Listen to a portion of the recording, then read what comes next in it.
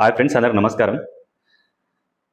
ఆంధ్రప్రదేశ్ రాష్ట్ర రాజకీయాల్లో కూటమిలో మాత్రం కాస్త విభేదాలు వస్తున్నట్టుగానే ప్రస్తుత పరిణామాలు చూస్తే అర్థమవుతున్నది.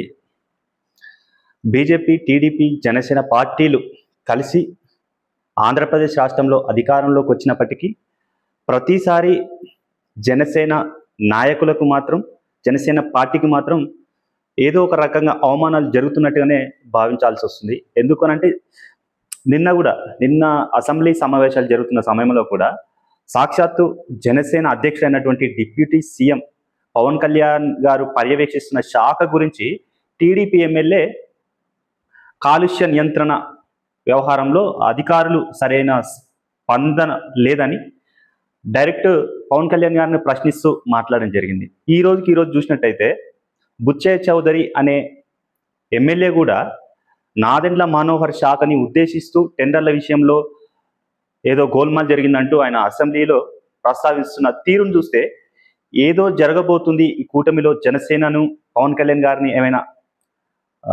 పక్కకు పెట్టే ప్రయత్నాలు జరుగుతున్నాయా అనే అనుమానాలు మాత్రం జనసేన కార్యకర్తలు మాత్రం బలంగా వినిపిస్తుంది.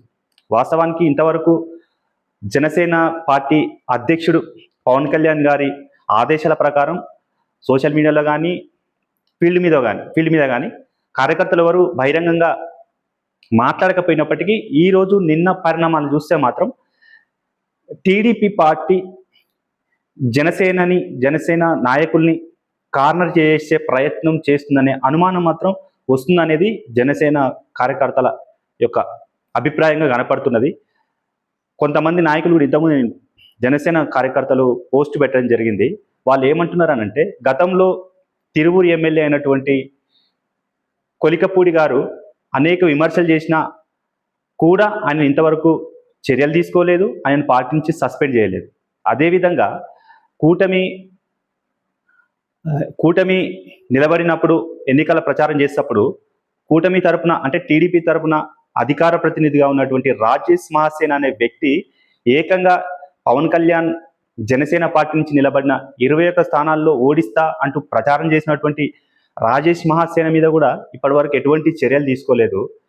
ప్రతిసారి జనసేన పార్టీని కార్నర్ చేస్తూ అవమానించే విధంగానే వాళ్ళ వ్యవహారం కనపడుతున్నది అని కొంతమంది సోషల్ మీడియాలో జనసేన కార్యకర్తలు పోస్టులు చేస్తున్నారు. మరి వీటన్నిటిపైన పవన్ కళ్యాణ్ గారు ఏ విధమైన నిర్ణయం తీసుకుంటారు, ఏ విధంగా స్పందిస్తారు అనే విషయాలను మాత్రం వేచి చూడాల్సిన అవసరం ఉన్నది. మీకు ఈ వీడియో నచ్చినట్టయితే లైక్ చేయండి, షేర్ చేయండి, సబ్స్క్రైబ్ చేయండి. థ్యాంక్ యూ, ధన్యవాదాలు.